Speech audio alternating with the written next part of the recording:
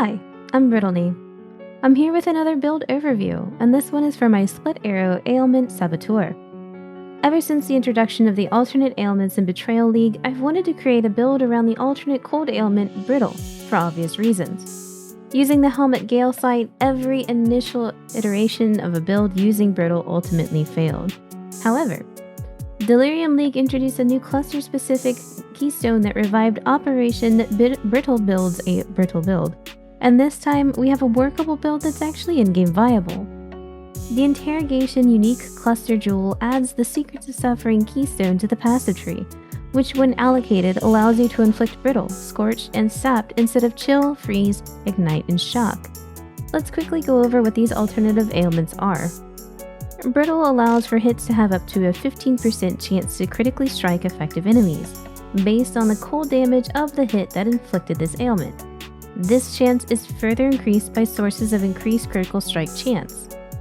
Scorched enemies have their elemental resistances lowered by up to 30% based on the fire damage of the hit that inflicted this ailment. And lastly, Sapped enemies deal up to 20% less damage based on the lightning damage of the hit that inflicted this ailment.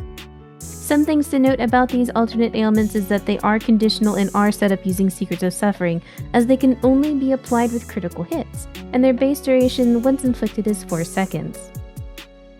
All of that being said, the alternate ailments are still for the most part a complete mystery, and most math involving them will be a generalized estimation because we don't have the formulas used to calculate the effect of these ailments. Right now only GGG knows.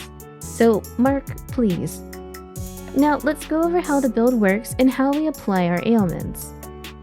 The main skill we're using is Split Arrow, which we're going to be used because it carries a lot of flat physical damage built into the gem itself. Why is this significant? Well, we're washing all of our damage through Doomfletch Prism, a Fated Prophecy bow which grants 100% weapon physical damage as extra of each element. The bow itself does not have a significant amount of base damage, so we've got to preload as much flat physical into the start of this equation as possible. Split Arrow also has amazing coverage, having additional projectiles built into the gem itself and not needing LMP or GMP, and the targeted helm enchant you want is great for both clear and single target since it adds even more additional projectiles. For single target, we swap in barrage support and concentrate all of those arrows into a single enemy at once.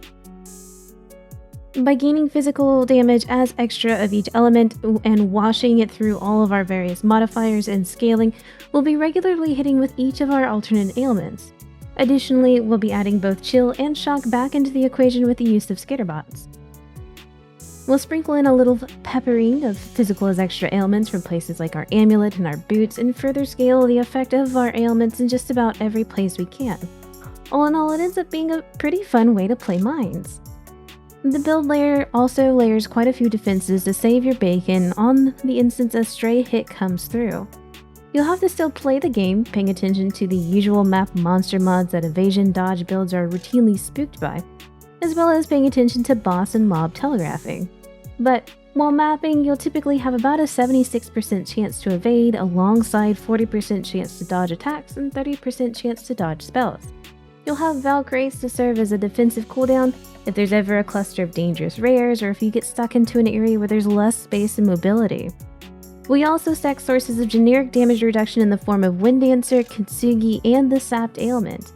With all three in place and having not taken a hit recently and ignoring any other sort of modifiers, including beneficial ones such as Flask, a stray hit coming in will be reduced by 48.8% of its original value.